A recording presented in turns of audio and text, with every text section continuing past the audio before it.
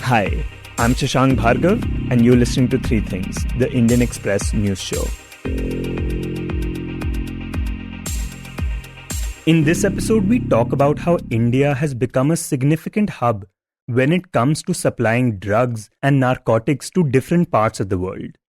We also talk about the faculty and students of the IIM sending a letter to PM Modi. But first, we talk about the Sulli Deals case. In the middle of last year, an online app had targeted Muslim women by posting their pictures without consent and saying that they were up for auctions. This app was called Sulli Deals. The name is a derogatory term for Muslim women. This app was very similar to the Bully Bhai app that has been in the news for the past few weeks. The FIRs against the first app were registered more than 6 months back. And after all this while, the Delhi police has now arrested a 25-year-old from Indore, a man named Anum Kareshwar Thakur, who police suspect was the creator of the Sulli Deals app. While announcing his arrest, the police said that Thakur was part of trad groups online. Now, this term trad was being used for the first time by a law enforcement agency. In this segment, we talk about what trad groups are and what they believe in. And to talk about it, Indian Express's Sukrita Barua joins us. So Sukrita, what exactly is trad and what do we know about it? So trads are essentially, they're an online movement which I would say are part of the larger right-wing ecosystem in India right now.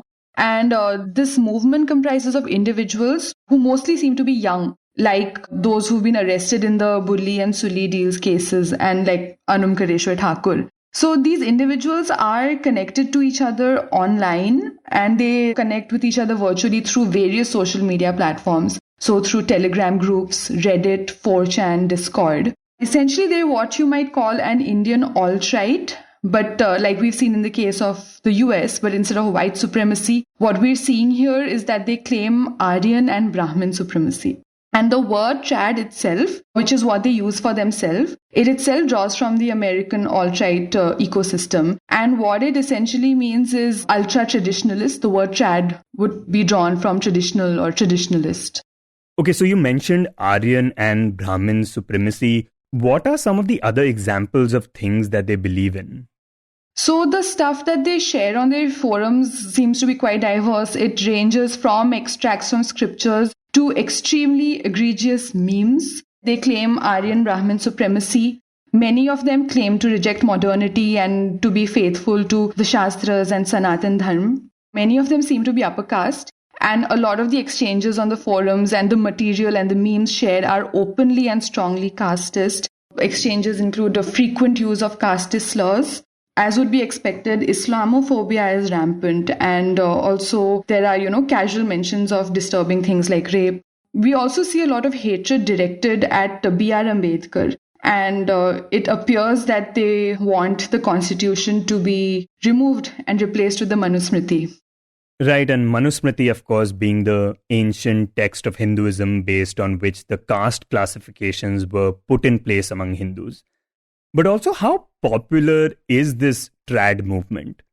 So many of us are only just finding out about it and we've just been introduced to this concept. But independent journalist Neil Madhav, he's been tracking them online for more than 3 years now. So I spoke to him. And according to him, there are thousands of such young people and that they're a very closely knit network and they maintain their anonymity. They're effective at doxing and cyberbullying. He also said that a lot of these accounts and Telegram groups have been deleted since the police investigation into the GitHub cases have begun. So a lot of this material might be hard to track now. So this is clearly an extreme right-wing group. What are its views on other right-wing groups in the country? Okay, so these so-called trads, they differentiate between themselves and the rest of the right wing and vice versa. So what we would understand to be established right wing, these guys called raitas. Okay.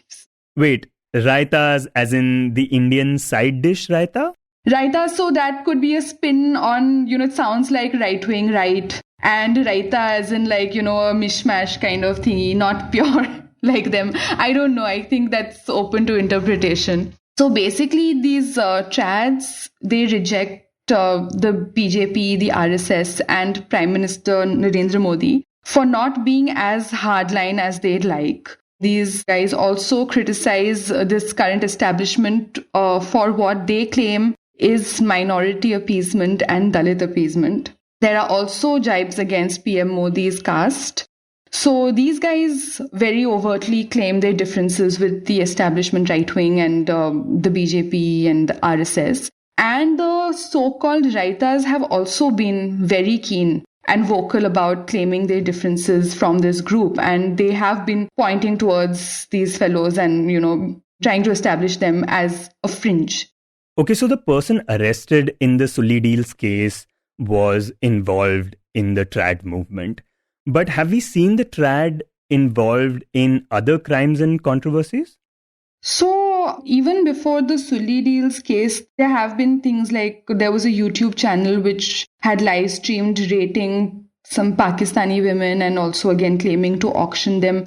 I'm sure there have been other instances, maybe not at such a large scale. But the fact is that after this GitHub case and with the arrest of the Sulli Deals accused Thakur, is the first time that we're seeing a law enforcement agency use this terminology and say that this arrested was part of trad groups. So it's picked up quite a bit. And the police are also using this terminology.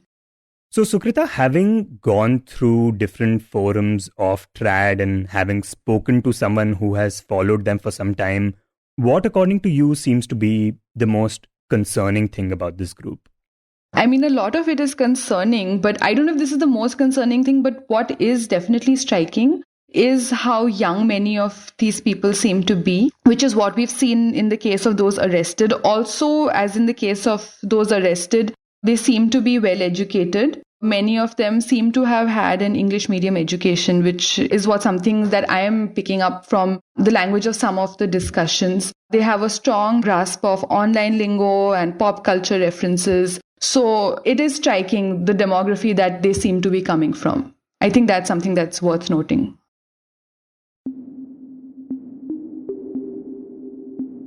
And next we talk about India becoming a hub for narcotics. Last month, the Narcotics Control Bureau, that is the NCB, had registered 6 cases in Mumbai related to drugs like amphetamine and opium. The drugs in these cases were being sent to countries like Australia, New Zealand, and Maldives through couriers and were hidden in things like cycling helmets and bangle packets. Turns out that sourcing, manufacturing, and transporting drugs like these is very convenient and cheap in India. And the police are struggling to crack down on this trade.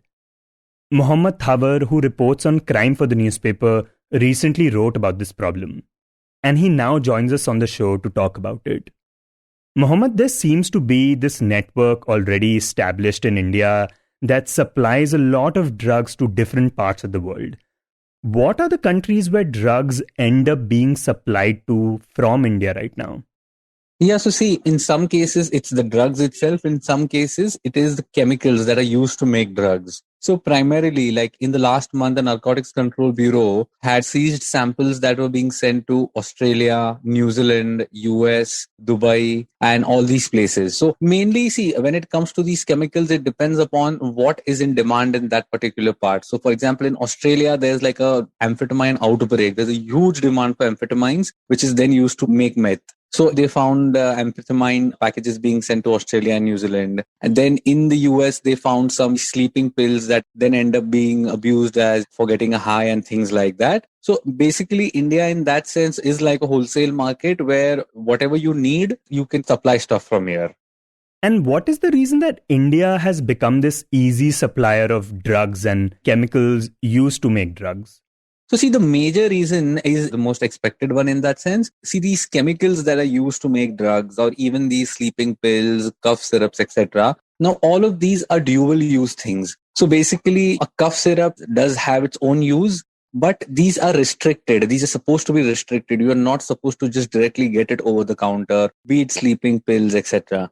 So the rules are in place, but in countries abroad, for example, in the US, in Australia, in such places, it would be very difficult for you to even procure cough syrup over the counter so easily. Like there are processes in place and it's not very easy to get it. Whereas in India, in that sense, it is given the demand for these things. There are no proper regulations in place. So, for example, under NDPS, it is a restrictive thing, but no one is monitoring what is happening, where it is going. So when it comes to cough syrups, for example, the big market is Himachal Pradesh, this industrial town called Bhaddi, from where these cough syrups are supplied across the country. Now, from there, it is believed like a lot of these cough syrups are then diverted to be, sold illegally over the counter because there is huge demand for, especially like in slums. Similarly, sleeping pills.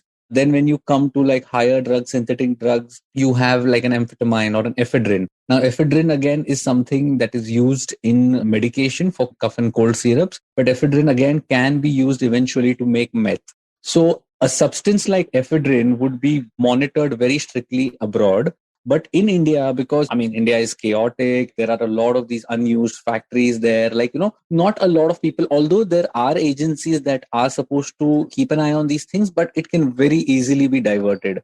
And given the fact that like an ephedrine would also be used for making medicines, you can just claim that, okay, we are using this for making medicines, show some pharmaceutical, some license or whatever. Nobody's really going to see it carefully. And then once you have the chemicals, even for cooking chemicals, like in India, you have your MIDC, Maharashtra Industrial Development Corporation, where there are a lot of these industries there that are not used. So these people very easily, for 15 days, they'll just rent one of these industries and they'll get people from other parts of the state who don't know the city that well, get them cook meth for 15 days and then send it across. Like again, in other countries, monitoring of industries, what is it being used for, is very carefully done, but that's not the case in India. So then it becomes very convenient for these guys to just get it from India rather than fall in trouble with the law in their own countries. Okay, so one part of it is the fact that these drugs and chemicals are easily available in India. And then these chemicals can be manufactured into drugs in small industrial spaces which are not monitored. In your piece, you mentioned that they are actually called kitchen labs. But the other thing you mentioned is how easily these drugs can be transported to other countries, right? The fact that easy routes are available via courier and postal services. So talk about that a bit. Yeah, so see, that in a sense actually completes the entire circle. One, you can get the chemicals easily. Secondly, you can cook them easily. Nobody is really going to keep an eye out on that. And then the third part is about how are you going to send it abroad? And there, these courier companies and the international post comes in. Now, the thing is, you got to realize that when you're sending narcotics in these packets, various drugs like come in various forms and sizes. So for example, like weed would go in small packets. If it's like an officer was telling me, like LSD strips are like cardboard of a book. So even if a lot of these guys see it, they would not be able to understand that this is a drug. So for example, if you are sending something abroad, like in one case, they found that amphetamines were stuck in the cycling helmets. In one case, it was there in the stethoscope ka package. It was hidden below it. So one, they package it really well. And secondly, at these courier companies and at the post offices, there is nothing by which they can find out what is there in the packet. Of course, if there's something suspicious, they can ask the person to open up, but I'm not sure in how many cases it happens. So for example, if you're sending gold or something, they detect it in that metal detector thing. But when it comes to drugs, when it comes to synthetic drugs, when it comes to cannabis related drugs, how are you even going to find out that this package contains drugs, especially since it's been hidden so well? And they are dealing in thousands and thousands of parcels every day. It's practically not possible for them to open up every parcel and check ki isme kya hai, usme kya hai. So I spoke to this courier company guy and he told me, in cases where I would feel that there is something amiss, I can ask the person to open up the parcel. But when I asked him, do you have anything systemic that will help you see that, okay, this particular package has narcotics? He said no. So the only thing would be maybe, a sniffer dog, but that also is rarely used in India. I mean, the customs guys must be using it. So there's no systemic way apart from them just feeling that some box is suspicious, which is not a very reliable way of going about it. So then there is a lacuna there where there's no way you can figure that out. So people send it on that and then they also write a wrong address or things like that. So that even if the parcel manages to find that there are drugs in it, it's very difficult to trace who sent it. So in that sense, it's very cost effective and very simple too. And do officials then just largely have to rely on tip-offs?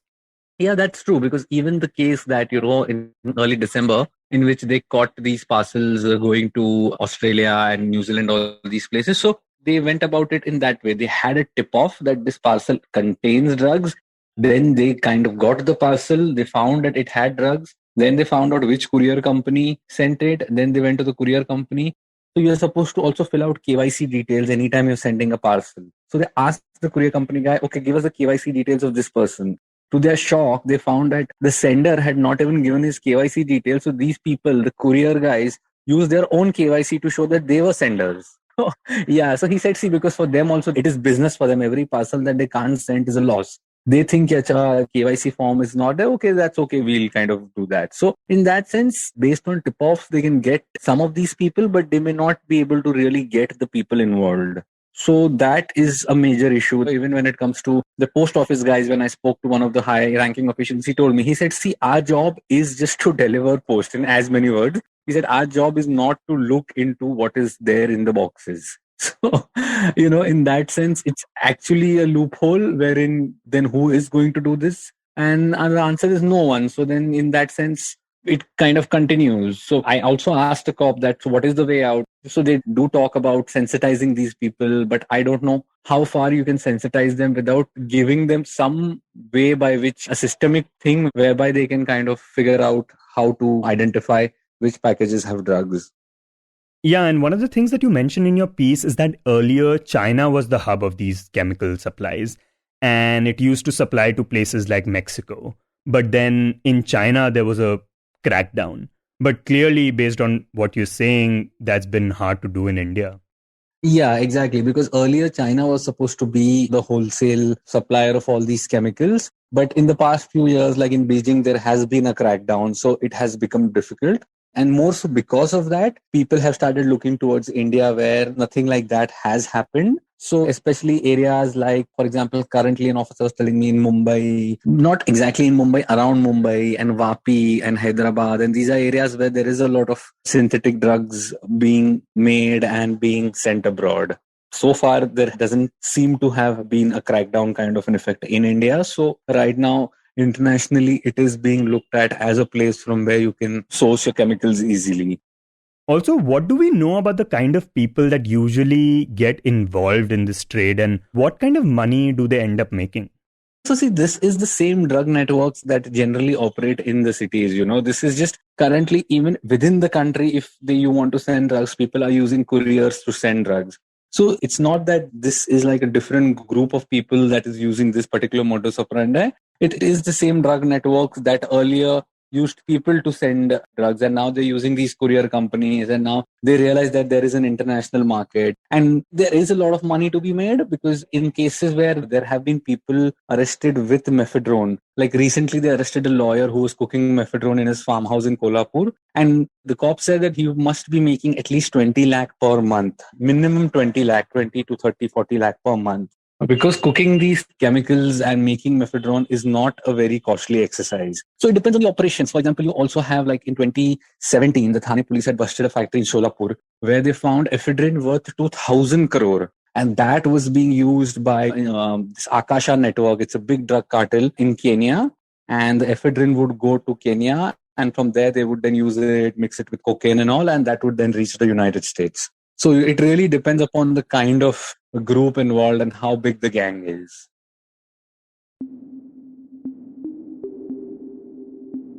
And in the end, we talk about a letter to the Prime Minister.